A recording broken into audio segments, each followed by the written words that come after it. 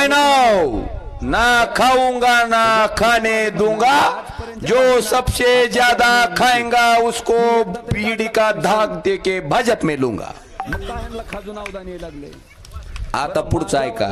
ए ऊन तर लाग नाही की बघा कशी खट्ट बारदा नाही. थांबा थांबा. आता पुढं माझं असं म्हणणं काल देवेंद्र फडणवीस करीब 70,000 करोड़ रुपए के घोटालों का आरोप है. महाराष्ट्र स्टेट कोऑपरेटिव बैंक घोटाला, महाराष्ट्र सिंचाई घोटाला, अवैध खनन घोटाला, इनकी लिस्ट भी बहुत लंबी है.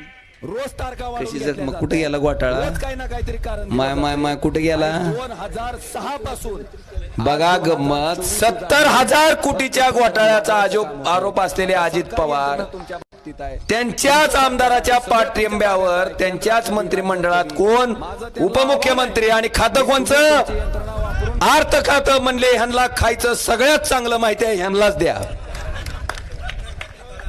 आणि ह्याच्या विरुद्ध अरविंद केजरीवाल ज्याच्यावर 1 रुपयाचा आरोप अजून सिद्ध झाला नाही, मुख्यमंत्री असताना कुठे का फक्त ह्यांच्या विरोधात आहे.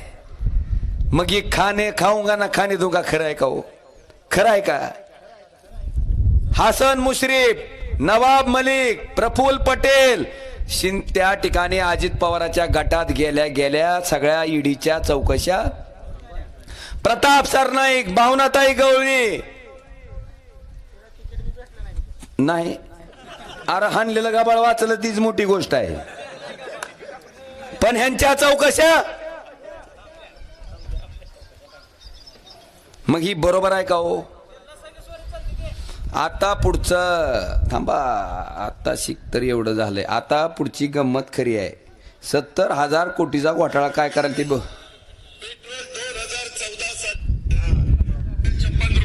93 रुपये झाले. कोणी केले. भाजपने केले. अच्छे दिन आले का नाही.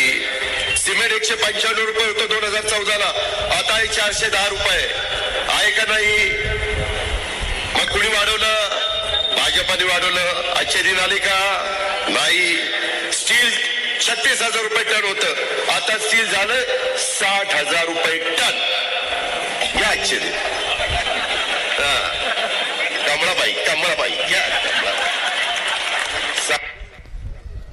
कसं वाटलं भाषण.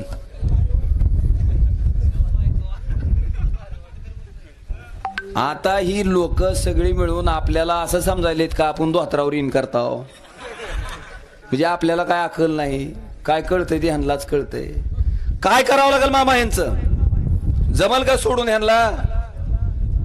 ह्यांचा हिशोब करावा लागेल. हा ते करणार आहे, होणार आहे.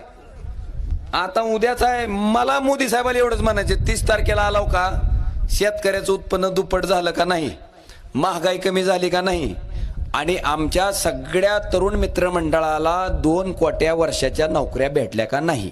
कारण आता ह्यांची भगवे कपडे घालून साधूच साधू म्हणून फिरायची पाळी आली. ह्यांची पाहुणं सुद्धा येईना भाकर टेकना कोण. हा निघा काटा निघाला यांचा. तुमची झाली तीच नशिबानं, आम्ही अशी जाऊ बाम बोले. 2 लाख नोकऱ्या मिळणारा वेदांता फॉक्सकॉन पुण्याला आलता. कुणी नेला हो गुजरातला. 2 लाख नोकऱ्या कुणाच्या बुडाल्या त्यांनी सांगायला पाहिजे का नाही.